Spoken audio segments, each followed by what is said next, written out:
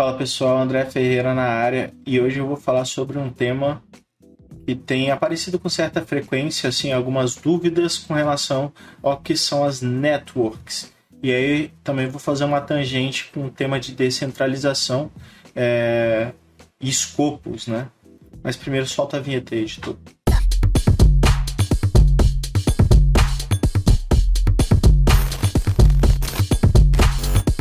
O conceito das networks é relativamente simples se a gente for comparar, por exemplo, com a internet, né?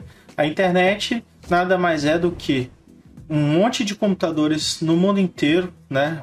Seja computadores domésticos, smartphones ou servidores que estão plugados numa mesma rede, né? Essa rede que a gente chama de web, né? Internet, essa é a rede que a gente utiliza para poder se conectar com um jogo, se conectar com um website, né? As networks de Bitcoin, de Ethereum ou qualquer outra criptomoeda têm o mesmo conceito. São computadores espalhados no mundo inteiro. Esses computadores a gente dá o nome de nós da rede, né? Nodes. Esses computadores eles podem exercer diversas funções, seja espelhar uma parte da blockchain, fazer validação dessa blockchain ou até mesmo minerar os blocos, né, para poder gerar a consolidação dessa blockchain. Enfim, tem N funções que esses nodes podem exercer, né?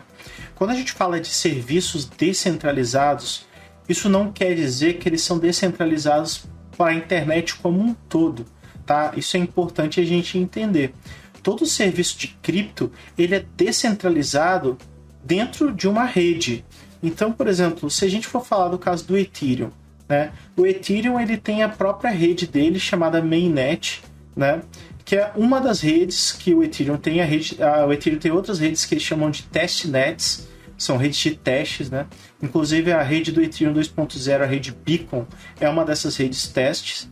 Então, por que existe uma rede principal e várias redes de teste? Porque as atualizações elas vão sendo feitas e colocadas nessas redes de testes. Aí as pessoas que estão testando a criação de smart contracts por aí, eles podem usar essas testnet para testar esses novos recursos que estão sendo implementados antes dela ir de fato para a mainnet, né, para a rede principal. E essa mainnet, ela tem uma configuração, né? Ela é criada a partir de um full node, que nós chamamos, que é onde é configurado a base principal daquela blockchain, né? No caso do Ethereum, o full node pertence a Ethereum.org, né, que é a organização que foi criada pelo Vitalik Buterin para gerir o Ethereum, né? Então eles que fazem atualizações no código-fonte da Ethereum e eles também fazem gestão desses full nodes, né?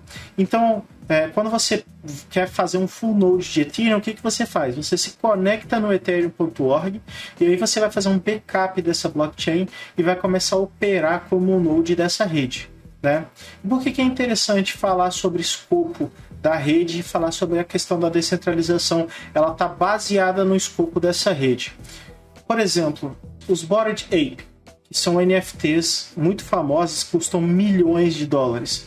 Eles só existem dentro da rede Ethereum, tá? Se você for procurar os Bored Apes em outras redes, como Solana, Polygon e tal, pode até ser que exista alguma coisa similar, mesmo sendo assinada pelos criadores do Bored Ape, como é o caso, por exemplo, do Bored Ape ETC, que está dentro da rede do Ethereum Classic, né? Mas o principal escopo do Bored Ape é dentro da rede Ethereum. Então, se você quer comprar um Bored Ape, você precisa se conectar à mainnet do Ethereum. Então, quando a gente fala de descentralização, a gente está falando de descentralização dentro desse escopo dessa rede. Se você sai dessa rede, você pode cair em soluções que não são descentralizadas, mesmo que colaborem do mesmo código originário de outra rede. Vamos dar um exemplo? No caso da rede do Binance Smart Chain, a rede BNB.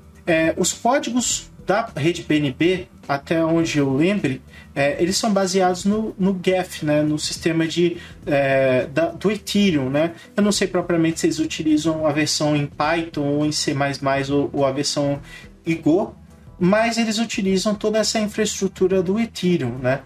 E aí, essa sidechain da BNB, ela usa a tecnologia Ethereum, mas os nodes de validação, elas são staking, elas não são Proof of Work. E essa rede, ela é centralizada. Quem faz o gerenciamento, quem faz a validação desses dados são os nodes da própria Binance, né?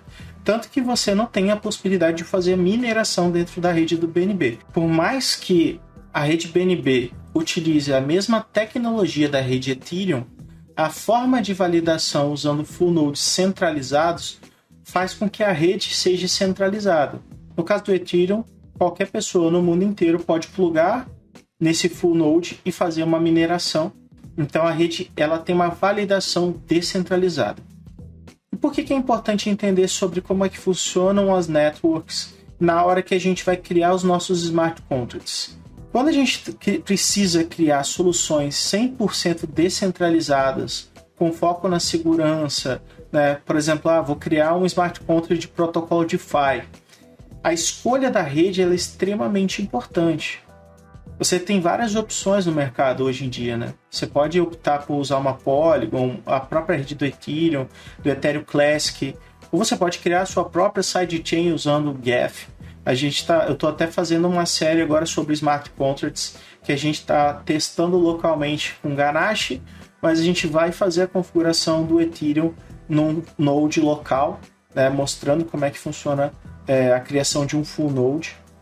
Então, essa escolha de qual rede que vai ser utilizada para poder gerar esses smart contracts é muito importante.